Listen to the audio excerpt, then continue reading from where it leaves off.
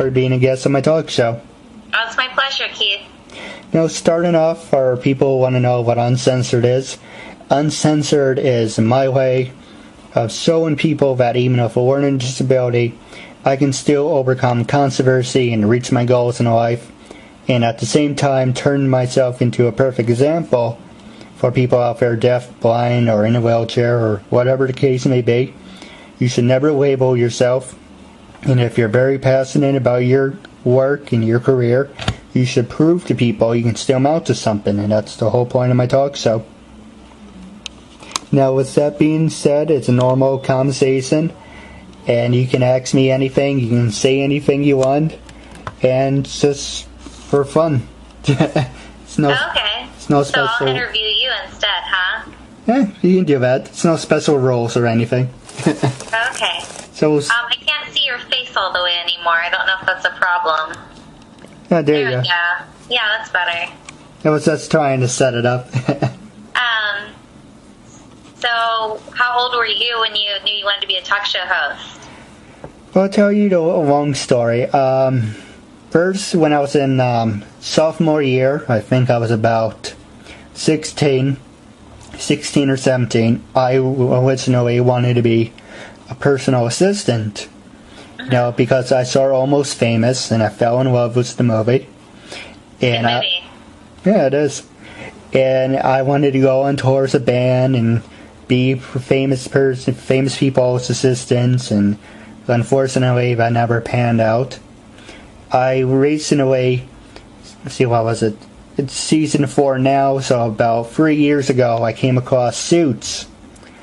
I don't know if you ever saw it, but it's a great TV show. I haven't seen it yet. I know what show you're talking about, though. And I fell in love with the first episode, and I wanted to be an actor. Unfortunately, I didn't have money to be an actor, and I put that on the back burner. Before I came across Suits, I was working in retail, and I got sick.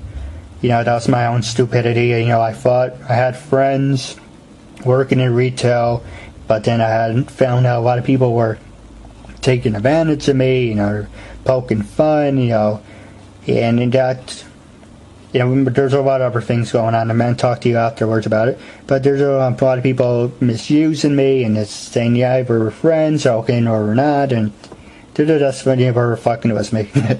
And I took it personally, and it kind of messed up my health, and while I was recovering for a whole year from panic attacks and social anxiety, also doing the interviews, it's helping me. It's kind of like therapy for myself.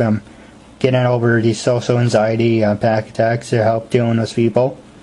Yeah. And I was thinking, I really don't want to work in retail. I want to start my life. I'm almost, 2008, I was 20.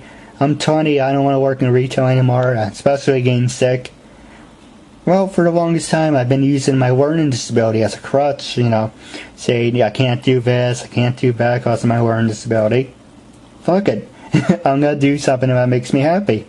Yeah. And I remember in sophomore year, I created my own talk show, and didn't do much with it because I was out of high school. I said, what? I'm going to show people that even if I weren't in disability, I can create my own talk show. And a year ago, I got up to 71 interviews. I interviewed people from Mighty Morphin Power Rangers to Dragon Ball Z to Spider-Man. Unfortunately, my mistake was I did it as a phone conversation. And when I tried getting sponsors, and there's like, oh, well, if you want a sponsor, you have to tell us your audience. That's news to me. I have an audience? What can you tell me? Well, you should know that. What's your audience? Because I didn't know what my audience was, and most of my videos didn't get a lot of hits. They didn't want to be a sponsor. So I'm redoing season 1 in a video format, obviously. And, knock on wood, I just hope, things work out this time around. Yeah. When I interviewed 71 people, there's most people who said, I have no problem redoing the interview in a video format. There were other people who said that I don't want to do a video, or, I was nice enough to help you out the first time, but it was a one-time thing, and, I came across a lot of those people. Yeah. And, I don't know, without rambling on, hope that answers your question. I guess it's all a learning experience. Yeah, it's pretty much was. Like I said, my mistake was I should have been doing what we're doing right now a year ago. Right, from the beginning. But you didn't know what you were creating back then, and it sort of took off, and now you know what you want it to be. Well, that's true. Okay, starting off, like I said, it's a normal conversation. You can ask me something, I ask you something. And I'm going to ask you some political, hard-hitting questions, get down the way. But starting off, what can you tell me about yourself? Well, I'm an actress from Lakeland, Florida, which is in Central Florida between Tampa and Orlando. And I've been living in LA with my husband for almost 12 years now.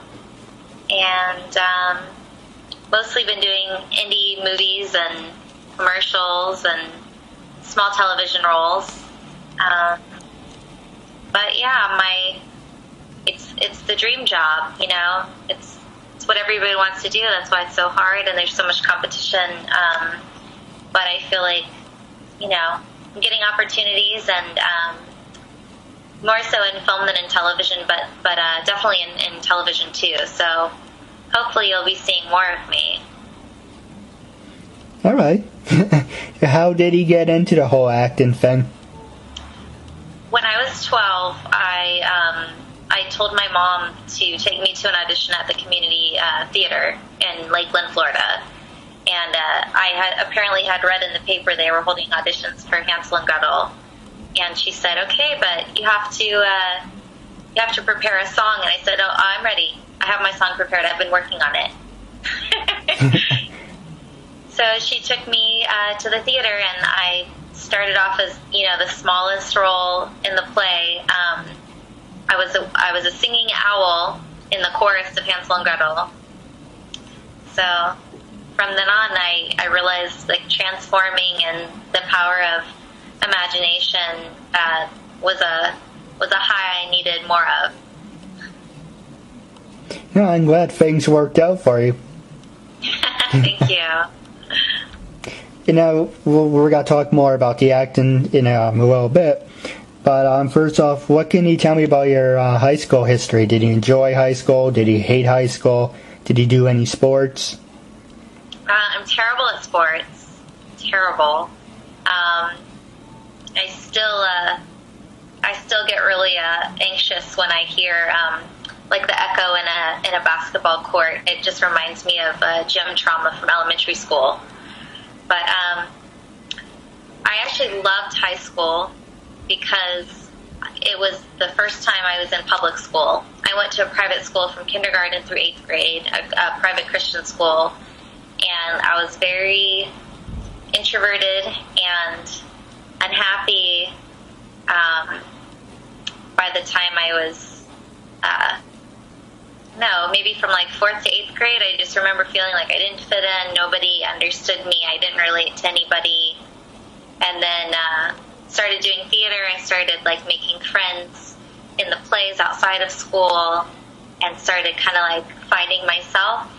So then by high school, I went to an arts high school that was joined with a public school, and I just thought it was the most amazing thing ever because there was so much freedom and interesting people and self-expression. So I was pretty excited to not have a dress code, or at least not a strict dress code. So what do you mean a dress code? You mean everyone had to wear one of those, I wouldn't say suits, but one of those... Like a uniform? Yeah, the uniforms. No, we didn't have uniforms, but we had, our skirts had to be as long, had to go at least to the top of our knees. So everything had to be long. Shorts or skirts had to be at the top of the knee, at the very shortest. And, just rules about stuff like that. You couldn't show too much skin. Not that I was trying to, show a ton of skin, but I just felt like everything I wore looked stupid. But I don't know. High school was really fun. I probably wear some really insane outfits to school.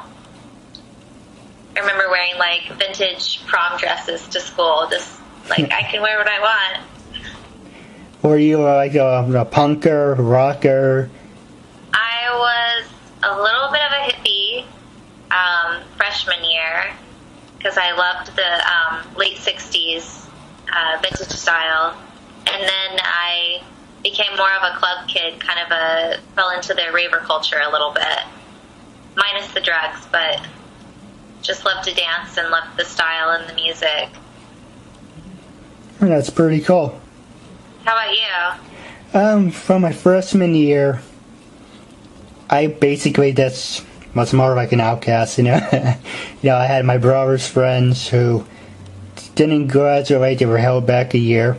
Uh-huh. They kept me company. Sophomore year is when I started to break out. I used to dress up like Eric Bischoff. Like who? Oh, I don't know if you're into professional wrestling, WCW, Eric Bischoff.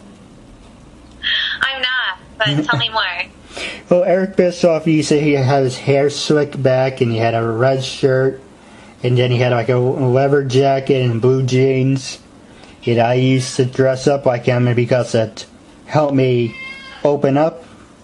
Here, can you hang on for 1 second? Yeah, is that your cat? Yeah, he wants to wave. Come on, Aww. Come on, Cassie, you're waving in the... Alright, sorry about that. No, that's okay. I have 2 cats too. I don't know if they'll pop in or not.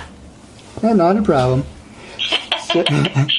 So I used to dress up like Eric Bischoff with my hair slicked back, like I was saying. I dressed up like Randy Orton, I used to wear the suit. I used to imitate the Nature Boy Ric Flair.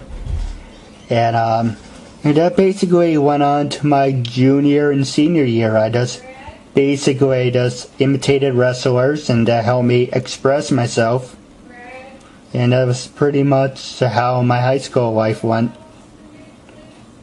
Imitating wrestlers. Well, I grew up watching it, so I might as well use it to my advantage. Yeah. The only wrestling move that I recognize is, let me see if I can show you. When people go like... Maybe I'm making that up, but that was something my friends in high school used to... We used to do that, and then we would hurt each other with our elbows. So, do you imitate Randy Savage or The Rock? I'm not sure, but I think it came from that world. Well, if you don't mind me for asking, what year was it around? That would have been probably 97. So that would be about, let's see, who was there? It wasn't The Rock. The Rock's got his big plus in 98, 99. Probably Randy Savage. Oh, okay. You would know. I'm going to trust your call on that. Keith will be ready in 5 minutes. What kind of cat do you have? Oh, I have 6 cats. Well, to tell you a funny story, actually. Well, one time we had 6 cats. Unfortunately, 6 cats, and I'm the youngest, so out of 4 brothers and 1 sister, we had eating. I don't mean to hesitate, I apologize, learning disability. Oh, that's okay. So basically, I had 6 cats. Every time someone moved out, to be replaced them with a cat. And every time, we got 1 cat from a vet. We got another cat from outside the shop, right? My brother came back from school. He brought back a cat. My brother's girlfriend at the time gave him a cat. And so basically, we had Cassidy, that's who was yelling. Oh, okay. We had Madison, Chelsea, Molly, Leela. Let's see, that's 4. There's 2 more. Unfortunately... They all have such mature female names. That's funny. Most of them were supposed to be female cats. Unfortunately, for us, surprise, surprise, they were actually male cats. We name Mr. Molly, and he came out. It's funny story about Molly. We came, pick him up. He's like, "Oh, we're here to pick up Molly," and the vet says, "Oh, you mean you're here to pick up Mars?" And we're looking at it, "Oh, Mars. So who the fuck is Mars?" He's like, "Oh, no, Molly. Yeah, Mars." And he's like, "Well, what are you talking about?" When he picked him up, and he's like, "Oh, he has a dick." So I guess he's not a female. Basically, the long story short, is we kept taking cats to the vet, saying it's a female. So the vet saying, "I'm going to tell you what, I'm going to spay this cat for free if it's a female." And so he lost the bet, so we end up, he did it for it. So my parents just found out that one of their kittens, named Furball, was a boy. So the joke now is that Furball has fur balls. That's pretty funny. Little cat humor, little cat ball humor. What can you tell me about your college history? Were you like a study nerd, party animal? I was probably more of a serious student, but I still had a lot of fun. But I'd say actually I probably became more of a party animal when I moved to LA. So after being in school, I think I probably went through more of a party phase in my early years out here. But college was great. I actually majored in musical theater. So I went to Dayton, Ohio to Wright State University on a full scholarship, which was awesome. It was just great to go and try out a new school and know that if it didn't work out, I could always switch, but it ended up being an amazing school, an amazing program. So yeah, I loved it. I have so many friends out in LA that I met in Ohio. My husband's from Ohio, and just really fortunate that was, where fate took me.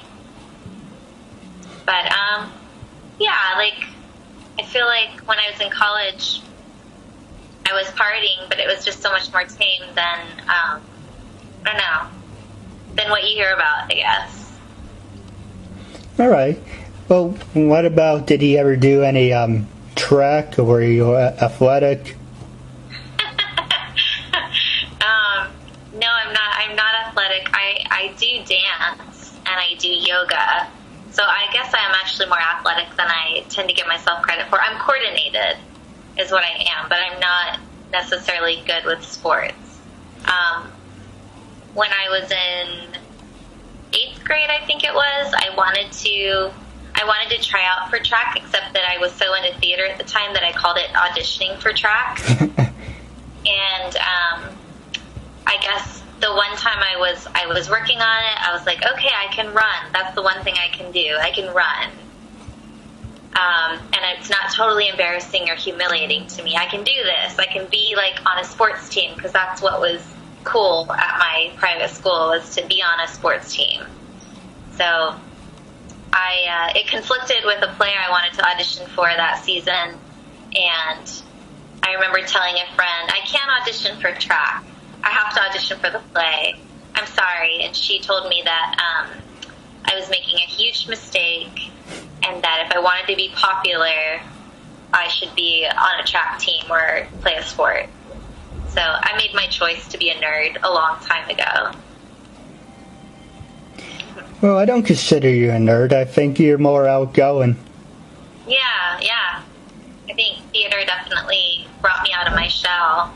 So now you can't put me back. I'm out. Especially when you're doing you're on stage, it opens you up more, and it opens more doors for you instead of doing track. Okay, track, you can run, you can get sponsorships or So I guess sponsorships, or you can get like a scholarship to go to college. But when you're on stage, that will eventually lead to a job. So basically, you have opportunity of taking the long road that would have been track, or taking the short road that was acting, and I think the acting really paid off for you.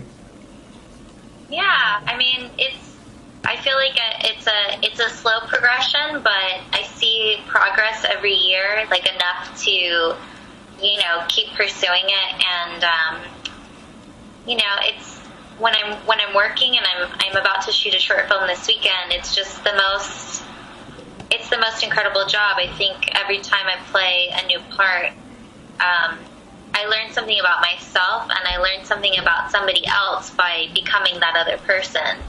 And I think there's nothing more interesting to me than psychology and understanding human beings and the way that we relate, and our relationships and philosophies. So it's, you get to constantly learn. I think probably with you, do you feel that way about your show, that you learn about yourself as you interview other people and you learn about the world more? In a way. I mean, like, I appreciate it more, but, it was to work on my people skills, even though my biggest thing is I hesitate. That's why in the beginning, I was, not to sound retarded, but I just hesitate. That was my biggest problem growing up in high school. And, when I worked in retail, just one store, I walked over to people. It's like, whoa, now I have an excuse to walk over to people, because I hated being rejected. The one reason was my hesitation. So when I worked in retail, that also gave me a reason to walk over to people and start talking. And doing the interviews, it's kind of like good therapy for myself, because it's one-on-one and it's easy. It's not like you're doing this whole big thing, or it's too much for me, or so I guess, in a way, to answer your question without rambling on, I found something that I was good at, something I was very passionate about, and hopefully, knock on wood, and it would turn into something. Yeah, I think so. I think, one of the reasons I wanted to do the interview is because of your personality and, what you told me about yourself, and knowing that you're working with a little bit of a learning disability. Like, it made me actually more interested in doing the interview, because I think otherwise I would have just been like, who's this person? And I think it was just, you were just so genuine and yourself that it really made me want to be a part of it. No, I appreciate that. And there's some parts where I try talking to people, and they're like, that for people who want to know, I did send out a bunch of emails, and also there's this thing where you can add your LinkedIn contacts to your phone. You don't get their number or anything. You just get their email.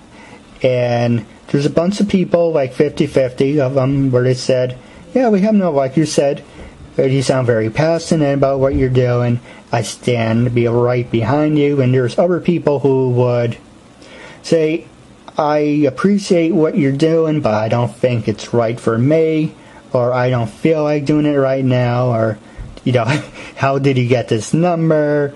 Why don't you go fuck yourself? And it's like, really, it's, hearing what you said, to going to the extreme of being told to go fuck myself. It's like, really? I'm opening up to you, asking you to be a guest on my talk show. I'm basically pulling my heart out to you, and you're just shoveling shit right back in my face. Not saying if our listeners think that's directed at you. I just mean, like, for other people I tried talking to, or people I did talk to in the past, and I did ask for their friendships, and we can be friends, and a month or so goes by. Yeah, I only said that at the time because I thought it would be nice, Or, I thought we were on the air when he asked me that. It's like, no, we were off the air. This is between us. And, I find more hypocrites than nice people. So it's kind of nice that eventually it balances out. And I'm very appreciative having the opportunity having you on my talk show. You're a sweetheart, and I just want to say thank you for taking that. That's my pleasure. Thank you for asking me. Alright, so moving on to the other subjects. The reason I asked you if you did this in high school, did that in high school, well, this in high school and in college, if you're athletic, did you ever get the chance to do one of those human pyramids, or not one of those human pyramid people? What is a human pyramid person? Well, basically, I guess you can turn it around. Cheerleader? Well, the human pyramids are, it's funny about that. When I mentioned the human pyramid to this one person, she flipped out, like, how dare you ask me such a question? I never did such a thing in my life. And I asked you if you did a pyramid, not a freaking orgy. And it's kind of like, what the hell is this problem? And I told the story, and I'm glad you're laughing because, she was pissed in the face. Yeah, I wonder what she thought you meant. I have no idea. She thought it was like some sexual thing she had never heard of, but she was just offended. Yeah, pretty much. I've never done a human pyramid. Never. Basically, to answer your question, what a human pyramid is, it's a long story. Is it came over from Spain. It's their tradition, and it's a human tower and whole religious thing. But then it came over to America. Cheerleaders are doing it, and people in circus acts were doing it, and random people just do it for fun. And I always wanted to do one because it was really fun. But unfortunately, I never got the chance and opportunity to do one. But the whole point of it is to do it for fun. It's human art. It's an exercise, and it's just a fun activity. Yeah. You never got the chance to do one? I've done miniature ones with my family, really small, tiny ones. I remember doing that with friends growing up, kind of little miniature pyramids with girlfriends, but not a giant human pyramid. No. Would he be up for that, or are you not into that? I'd have to be close to the top, I think. That's something to think about. I don't think I want to take the weight of everyone else, but I would maybe go up. All right. Where do you want to be in the pyramid? I'm sorry, I was flipping the page as you said that. Where do you want to be in the pyramid? Well, I always wanted to do one since I was 4, so I guess do it 3 different times, but being in different point of views, being on the bottom at first and seeing how it feels, and being in the middle and looking around, being on top. Do you get different aspects? Trying to find a word. You get different, I just say point of views. You're on the bottom looking up, or you're on the top looking down. It's basically just like what I mean. It's just like one of those things that it may be strange for some people, but some people are like, it's human art. It's an exercise. If that makes any sense. Yeah. Well, it sounds cool. Maybe I'll get invited to a human pyramid party, and I'll find out. Hey, if you know Maybe you should host one. Hey, if you're interested in helping me out with that, I appreciate it. Sounds like I have all the New York contacts you need. Well, if it's easier, let's do it from where you're from. Okay. Well, we can talk more about that off the air. Okay. I don't want our listeners to think, am I missing something here? Yeah, you know how people are. So our last subject for today, it's about your acting. You mentioned you got it when you were young. Was there any acting roles where you had a hard time transforming yourself into that person? Or you couldn't become that person? I know, Heath Ledger, said he put himself in a dark place and then turned into the Joker. Or there was a couple other actors says they had to dress like the person, speak like the person. And from an actor point of view, have you ever had to do anything like that, or you never got the opportunity to do that? Something where I had to make like a really big transformation, where I felt You had maybe the character was kind of taking over my life, sort of thing. Kind of, where you had to turn into the character for a play or for a role. I mean, I can't think of something really specific right now, but I know that there are times where if I played a character that was going through something really dark or troubling, that in order to get in the headspace, it usually, like, I was very depressed, like, during that period of time. I'm trying to think. There is something.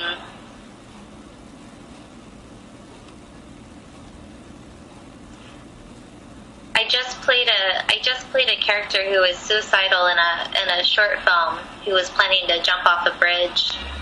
Oh, that's the Baba. Can you hold on 1 second? Yeah, not a problem. Actually, Okay. you mind if I give you a call back in a couple minutes? I have to. Perfect. Okay. Thanks. Okay.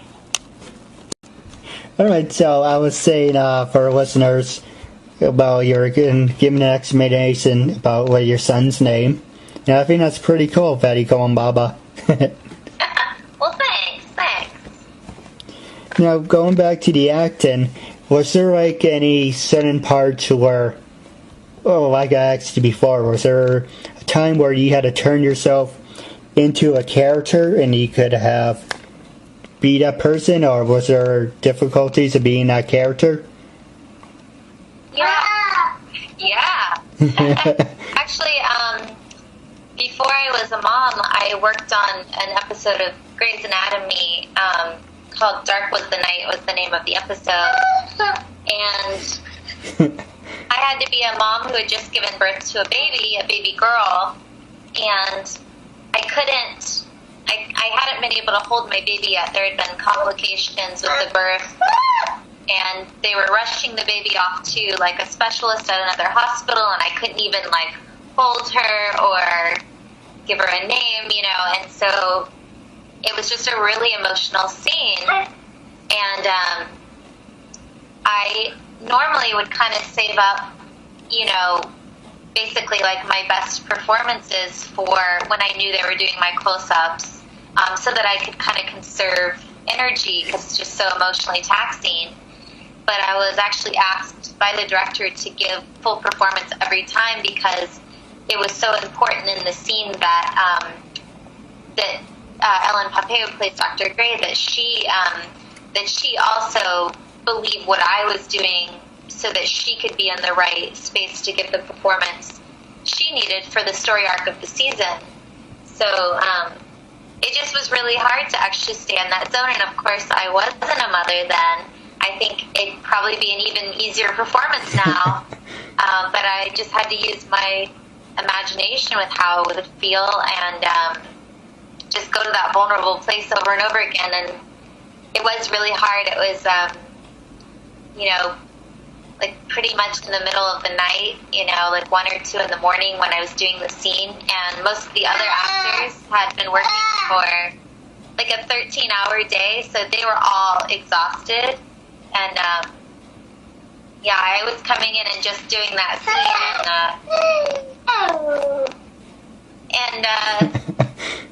it was definitely hard to inhabit that, and yet I just had to try and empathize with, well, how would I feel if I was a mother in this situation? And I feel like now I really, really know how it would feel, and almost would like to do a part like that again, just to see the contrast between my imagined version of how I would feel, and then knowing just now how much my instincts have kicked in, how it would really feel.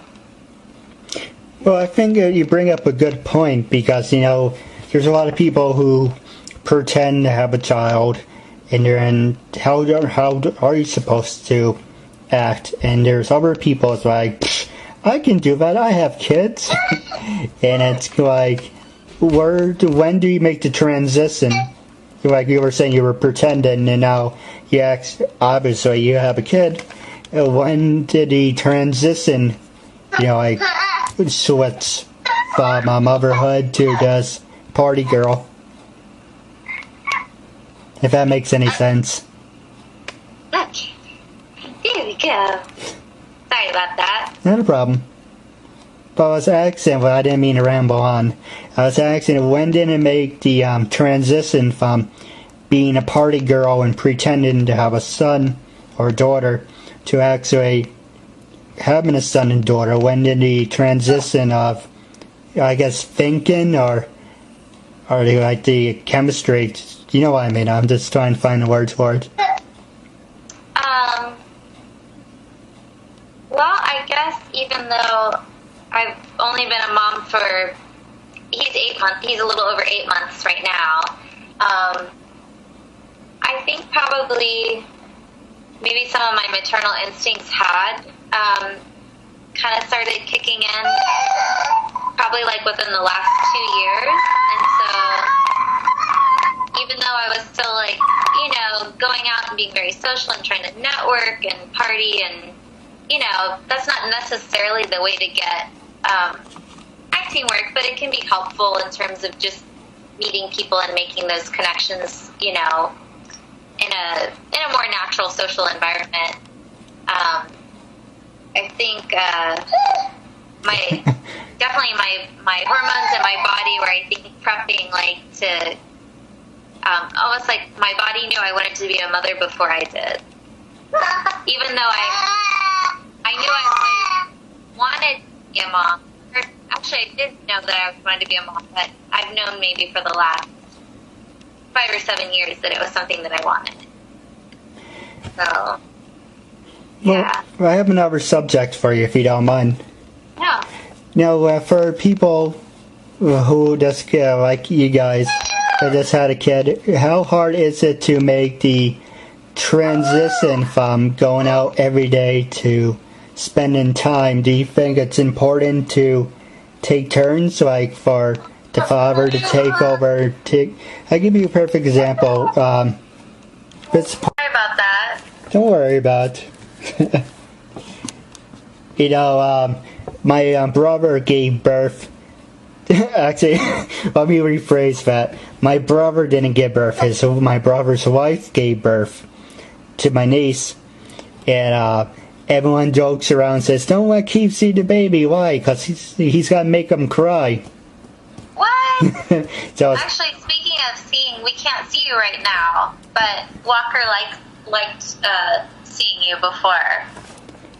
Where we left off, you mentioned Baba. And I don't know what our listeners says, what is Baba? Baba is short for Walker. This is my son Walker, and his nickname is Baba Booey. And Baba is the short version of Baba Booey. Yeah, that's cute. So I just end up calling him Baba a lot. It kind of rolls off the tongue. I think a lot of people call their kids stuff like Bubba and Bubs. But he's Baba, or Baba Booey. Hey, how's it going? Yeah, he's pretty cute. Thank you. Oh, he smiled at you. At least someone does. That's usually a good thing. Oh, no. It's not that game. We have a game that if you just hit the keyboard Oops, hold on 1 second. Yeah, take your time. He managed to do something.